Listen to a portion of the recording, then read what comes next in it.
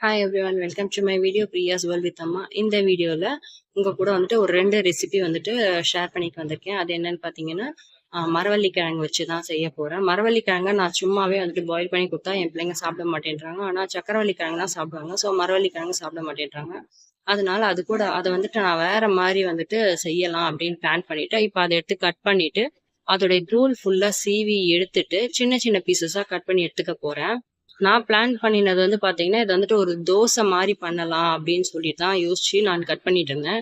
பார்த்தீங்கன்னா, அது வந்து எனக்கு கிழங்கு வந்துட்டு கொஞ்சம் அதிகமா இருந்தது.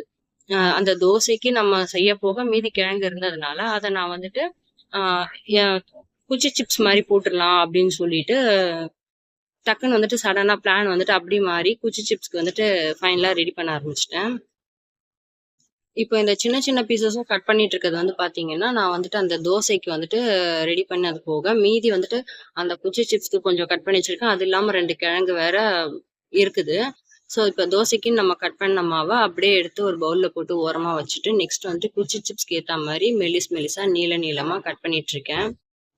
இத வந்துட்டு காய் சீவுறதுல கூட வச்சு நம்ம வந்துட்டு வாழைக்காய் பஜ்ஜிக்கு சீவுவோம் பார்த்தீங்களா? அந்த மாரி வந்துட்டு ரவுண்டா கூட நம்ம சீவிக்கலாம். பட் நான் இன்னைக்கு ஃபுல்லா வந்துட்டு நீட்டா தான் சீவியிருக்கேன். கட் பண்ணியிருக்கேன். இப்ப இது பொரிக்கிறதுக்கு ஆயில் வந்துட்டு ஊத்தி வச்சிருக்கேன். எண்ணெயுமே சூடாகிடுச்சு. 1 மட்டும் போட்டு பார்த்தேன், பொரிஞ்சுது. இப்போ வந்து பார்த்தீங்கன்னா, 1 கைப்பிடி அளவுக்கு கிழங்க மட்டும் உள்ள சேர்த்துட்டு, நல்லா வந்துட்டு ஒரு 4 to 5 மினிட்ஸ் மீடியம் ஃப்ளேம்ல வச்சு கைவிடாம கலறிட்டு இருக்கேன். நான் வந்துட்டு வேற ஒண்ணு யோசிச்சு செய்ய போயி, அன்பார்ச்சுனேட்டா நான் சடனா தான் இந்த சிப்ஸ் போடுற ஐடியாக்கே வந்தேன் நானு.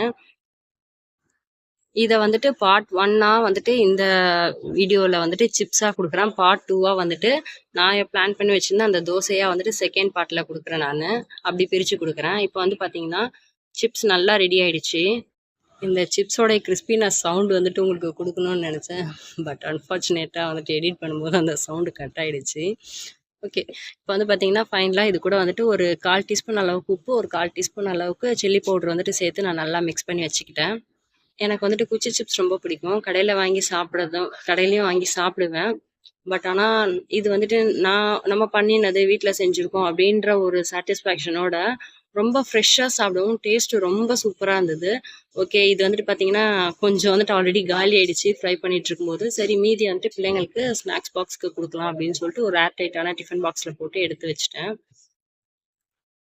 மரவள்ளிக்கிழங்கு கூடயே பார்ட் 2 வீடியோல மீட்